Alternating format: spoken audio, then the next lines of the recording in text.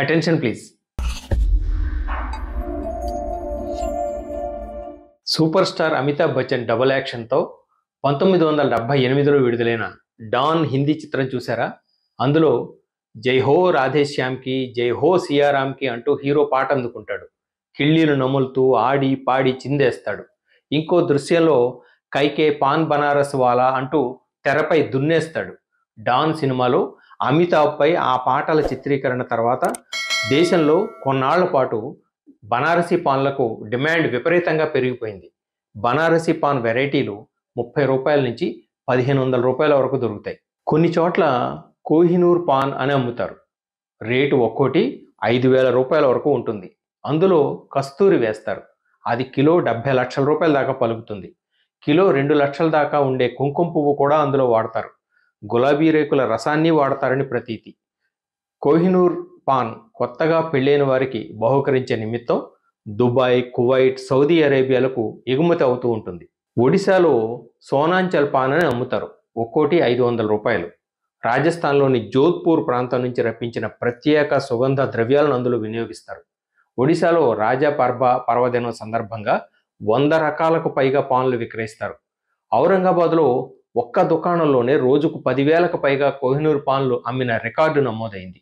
1,00,000 రూపాయల వరకు పలికే కిళ్ళీలు ఆర్డర్పై తయారు చేసేవారున్నారు. ఇండియాలో క్లాసికల్ సింగర్స్ గొంతులో గరగర పోవడానికి, థ్రోట్ ఇన్ఫెక్షన్ తగ్గడానికి పాన్ తింటారనే కథనాలు ప్రచారంలో ఉన్నాయి.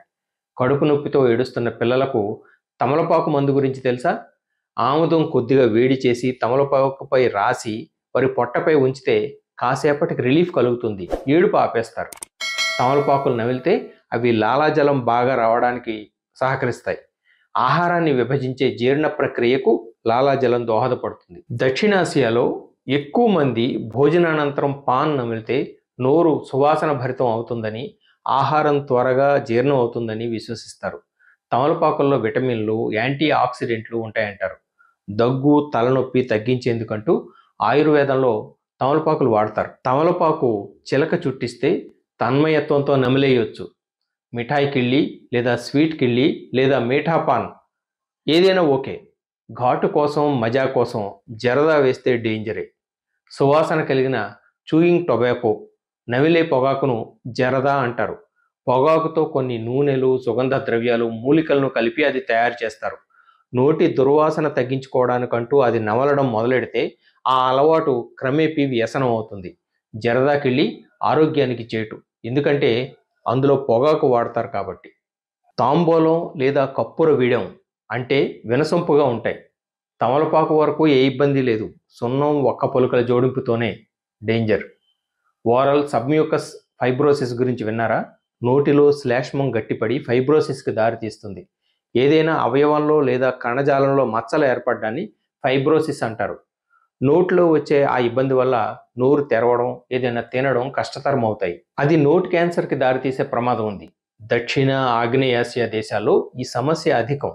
పొగాకు నమలడం, ఒక్క తినడం మనుషుల్లో క్యాన్సర్ కారకాలని IARC, international agency for research and cancer, ప్రపంచ ఆరోగ్య సంస్థ WHO ప్రకటించాయి. ఒక్క, సున్నం వీటిని గుట్కాలో కూడా ఉపయోగిస్తారు. గుట్కా ప్రమాదకరం. గుట్కా, పాన్ మసాలాలను ఇండియాలో కొన్ని చోట్ల నిషేధించారు.